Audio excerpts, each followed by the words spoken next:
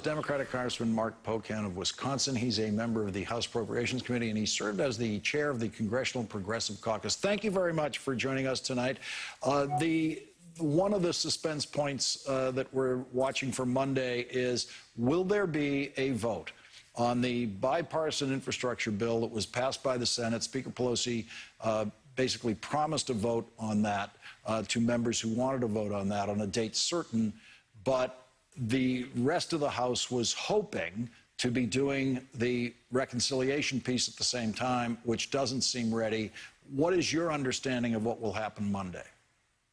Yeah, first of all, thanks for having me, Lawrence. My understanding is that the vast majority, literally over 200 Democrats in the House, want to get Joe Biden's complete agenda done. And that complete agenda is the Build Back Better Act, as well as the infrastructure bill. And as Speaker Pelosi has said all along, we're going to do these two bills together because together they make up the president's very powerful agenda for the American families. And, I think the date was really a goal. But as you can tell, if we have committees meeting on Saturday to get things done and we're still advancing things, the day is less important than what's in the bills. And I think the things that Speaker Yarmouth just talked about, the fact that 40 million American families are going to get a tax cut, those with children through the extension of the child tax credit, the fact that we're lowering costs for American families through prescription drugs and child care and family leave and so many other issues, the fact that we're creating 2 million jobs, and many of which will tackle climate change, and the fact that this is paid for. Unlike the tax break for the wealthy that Donald Trump did, completely paid for.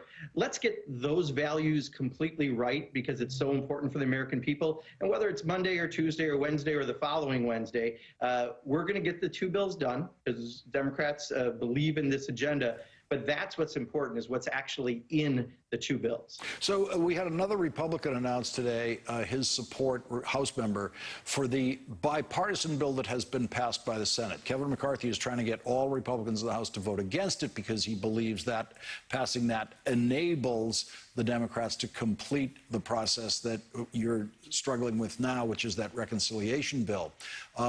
But is there any possibility that Speaker Pelosi would go forward relying on Republican votes to pass that bipartisan infrastructure bill?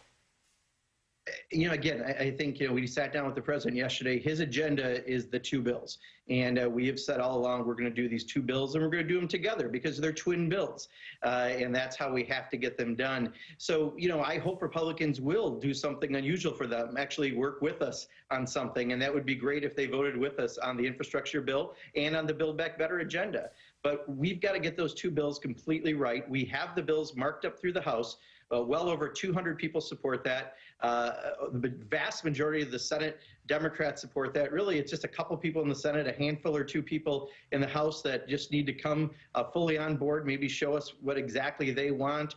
But we're really going to get this done. I feel very confident about that. And talking to the president yesterday, this is his agenda. He is very engaged on this. And this is going to be so important for the people who live back in places like my district in Wisconsin. As Democrats, it may not always be pretty to watch the process, but our values are really represented in this plan. And I'm very confident within the next several weeks, these bills will both get done.